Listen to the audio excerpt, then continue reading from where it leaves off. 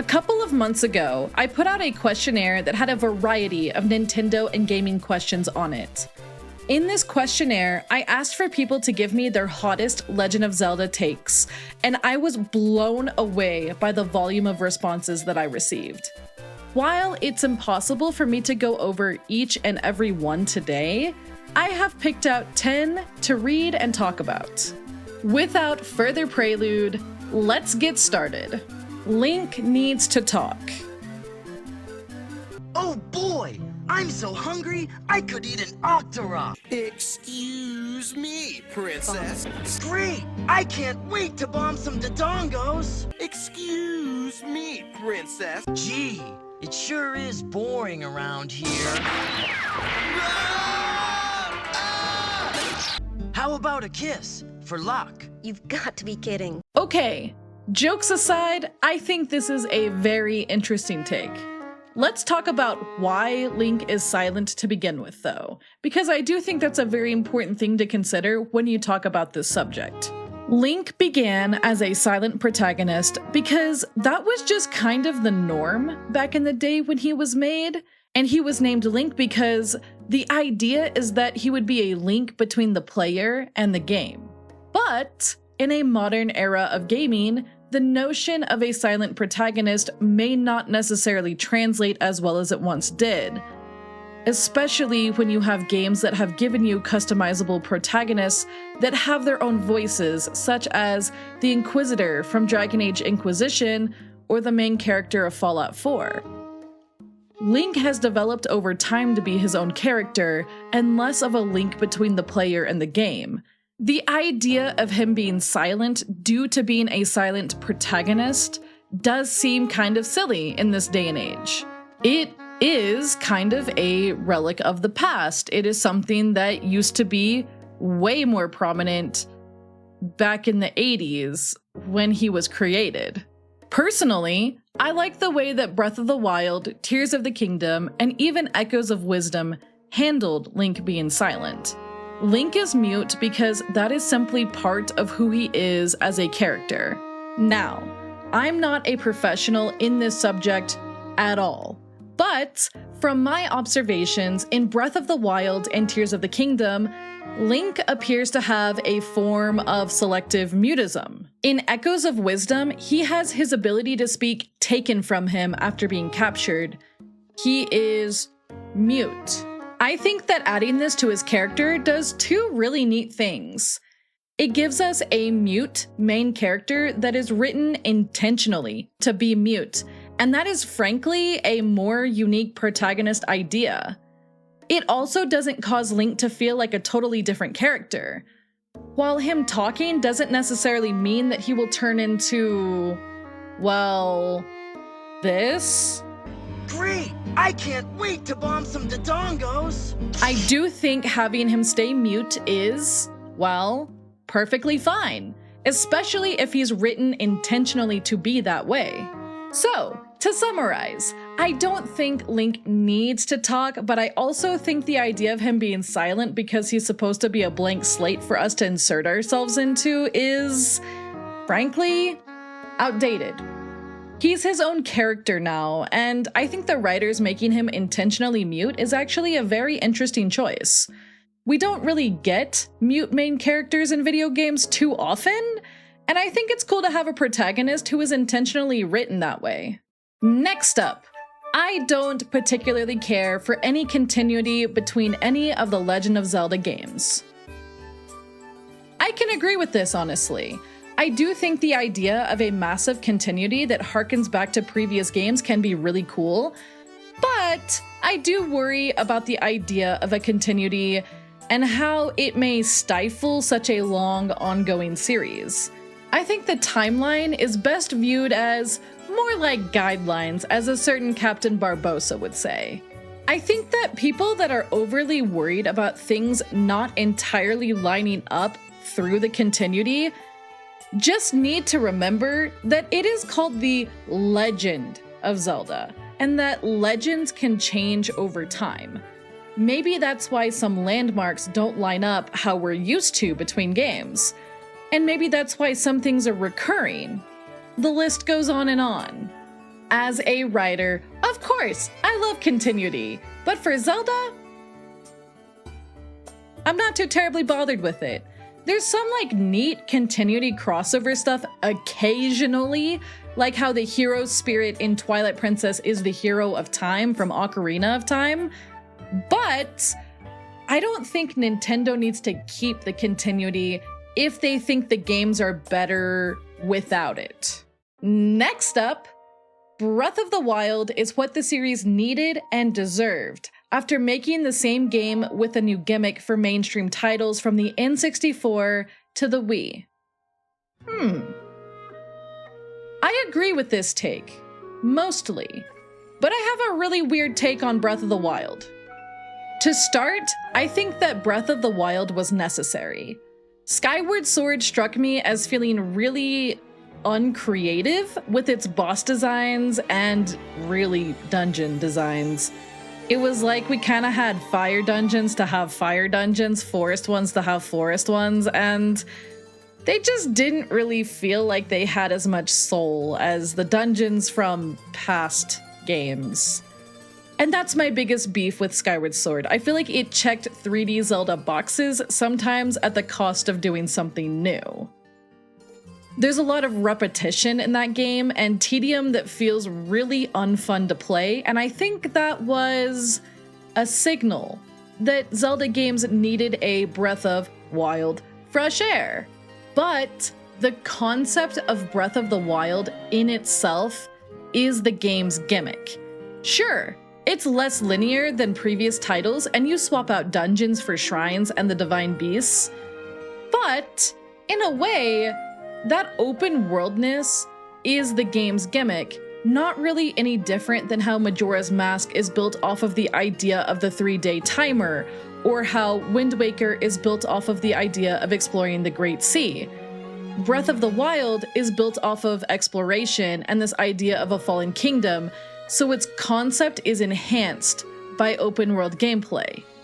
Frankly, I think that Breath of the Wild was necessary, but I think its gimmick is not one that can be made universal across all the games. Which is why I don't really want more games like it or Tears of the Kingdom in the future. But I do agree it was necessary to spark some more creative life back into the world of Hyrule. Next up... Huh? What is this? What the heck? Wind Waker is just okay. Big disagree, because it is my favorite of all the Zeldas, and I love its charm, its art style, its music, and the general vibes of that game so very much. But this take did make me realize something. I think people who like Wind Waker are very lukewarm about dungeons because the bulk of the game is not dungeons, it's overworld exploration. I think in contrast, people who don't like Wind Waker must like dungeons and less overworld exploration. I don't know, I'm not a Wind Waker hater, so I can't really get into that mindset. Either that, maybe it's the art style. I don't really get it though, because I think the art style is really good and it makes the game like not age poorly at all. Like that game still looks good. Even the original still looks really good. But that's just my theory though. Feel free to tell me how wrong I am in the comments. Next up, they should make more princesses or make Zelda more of a protagonist. I liked the newest game, Echoes of Wisdom, with Zelda as a protag, but didn't buy it due to it having the Link's Awakening look. There's a lot to unpack here. Echoes of Wisdom was a fantastic game, and I do agree it would be very nice to have more games where Zelda is a protagonist. I think, in a sense, when Nintendo went back and added the lore with Skyward Sword, they kind of wrote themselves into a corner where you kind of have to guarantee that Zelda, Link, and Ganondorf all reincarnate at the same time. Link's role always does feel like the default hero role, and it would get kind of annoying to constantly have a reason for him to get removed from the equation in order to prop Zelda up as the protagonist. So, I think it would be neat to have a game, or maybe some games in the future, where the player could swap between Zelda and Link. similar to Dinosaur Planet's Saber and Crystal. Maybe each has their own playstyle and objectives. I think that would be really fun. It'd be a good excuse to maybe even bring back Sheik. The unfortunate thing, submitter of this hot take, is that in order to signal to Nintendo that we want that kind of thing, we kind of have to support them when they do that kind of thing. You know what I'm saying? I can understand that the toy-like style of Link's Awakening and Echoes of Wisdom may put people off from those titles, but if a Zelda-focused game gets support from fans, that does tell Nintendo that they should be doing that more. So I'm not saying buy it, but maybe consider buying it. Next up, Link's hat is stupid. Well, that's just mean. I'm gonna be honest, I don't think too much about Link's hat. I don't know. It's just kind of Link's hat. I don't think I've ever thought about it much in the entire existence of my life on this planet. Ever. I don't think it's stupid though. Let the man slay with his quirky fashion sense. Next, Ocarina of Time is overrated. Everyone overglazes Ocarina of Time. It's good, but it shows its age very much so. Ocarina of Time is not the best Zelda. Ocarina of Time is the worst 3D Zelda. I was waiting for this one. I'm bunching these all together because they kind of hit the same arguments. And I'm gonna hit you all with a take that's gonna blow your britches right off your booty. Ocarina of Time being the worst 3D Zelda is, well, okay, it's objectively false when Skyward Sword exists, but the idea of it being the worst of the 3D Zeldas is actually kind of a good thing. Because that implies that Nintendo only improved with the formula over time. Look, if you say Ocarina of Time has aged just fine, you gotta take the nostalgia glasses off before they melt into your face. It has not aged the best, at all. It's still a really good time though. I love playing that game, and I just did my first playthrough of it 2 years ago. I'm not even viewing this with nostalgia lenses because I didn't even own the game until I was an adult. A lot of people hype Ocarina of Time up because it's the one that started the 3D Zelda formula. The one that brought games like Wind Waker, Majora's Mask, and Twilight Princess. Games that people pretty much universally love. I know Wind Waker is still controversial, but it definitely is more loved than hated, at least nowadays. Ocarina of Time is owed its flowers because it walked so that so many other games could run, and not just Zelda games. Lots of other games took inspiration from Ocarina of Time. It was to gaming like Skyrim became to gaming in 2011. It was a force to be reckoned with, and an industry changer. People have fond memories of it because at the time, there was nothing else like it really. Not to that level of quality. It was like mind-blowing. It was magical, and the game legitimately for its age is really good. Now, in the modern age, I don't think the game holds up as the darling that people make it out to be. It is a freaking old game after all. But I do give it credit for what parts do hold up. I'm never gonna sit here and tell you it's the best Zelda game, but I do think it deserves praise for what it did historically. So, do I think the game is overrated? Not like really. Do I think it's overglazed? Not super really, but you do have to give it a little bit of grace. Do I think it shows its age? Absolutely. Do I think it's the best? No. Do I think it's the worst? No, because again, Skyward Sword exists. Next up, I like the traditional Zelda formula way more than I like Breath of the Wild or Tears of the Kingdom, and I really hope they go back to making them. I agree with this. As I said earlier during hot take number 3, I think it was number 3, I do feel like Breath of the Wild and Tears of the Kingdom's open worldness is their gimmick, and I do think that gimmick will get stale pretty quickly in the Zelda universe. I think that the open worldness serves to push the narrative that they're going for and enhance the game's atmosphere, but that formula may fall flat in other settings. I know Aonuma has said that they plan to go with open world Zelda from now on, but I don't think that's something that will necessarily last forever. While the open world games raked in an insane amount of cash, I do think they will go back to the traditional Zelda style at some point. Or they may even blend that idea with the open world formula even more. I do worry that the traditional formula of 3D Zelda won't be as appealing to a broader audience as the open world ones were very, I feel, universally appealing. That was kind of like the height of open world, like, being the thing for video games.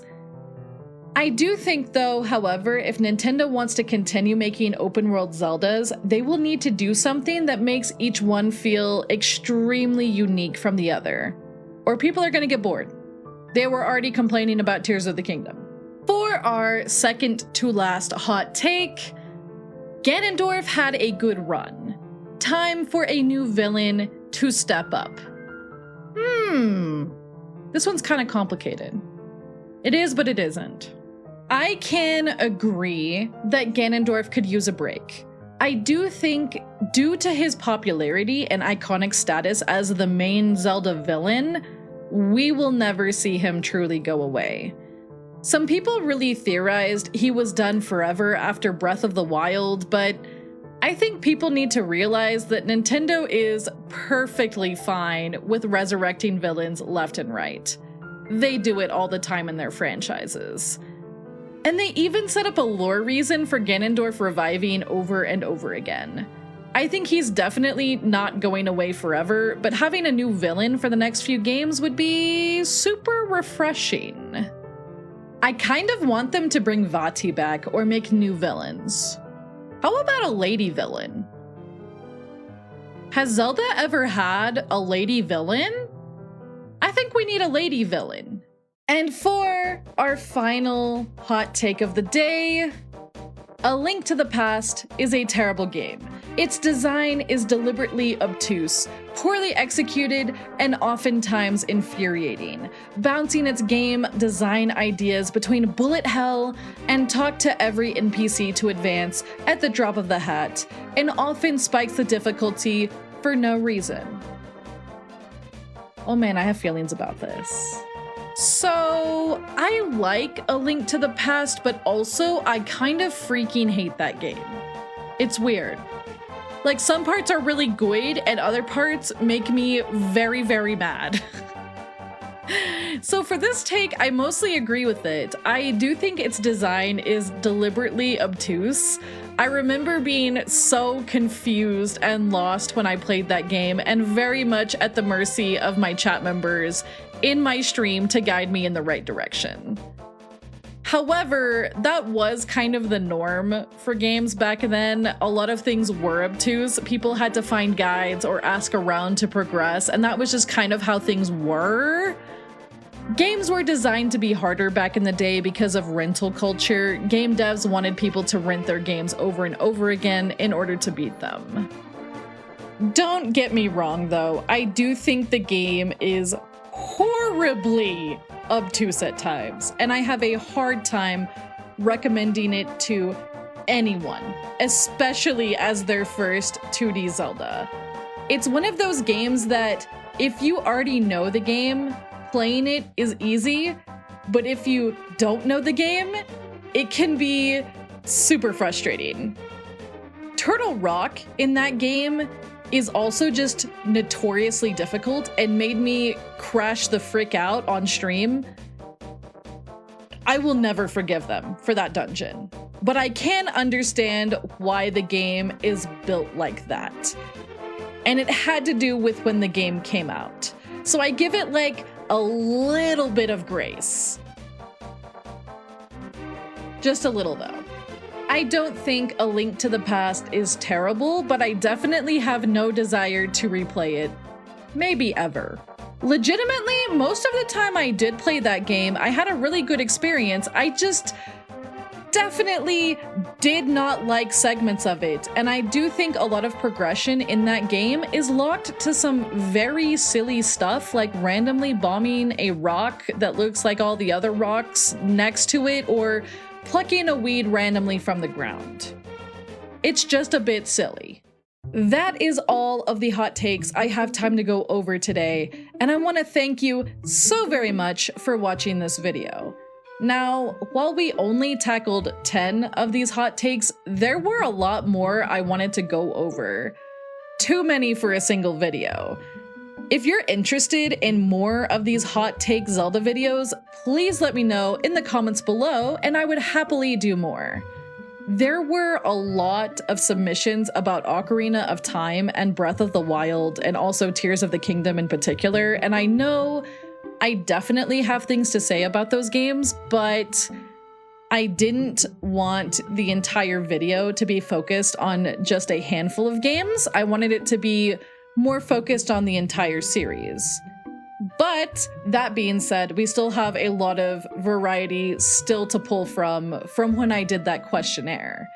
So basically, sequel material is right there. Again, let me know if you guys would like more of these videos.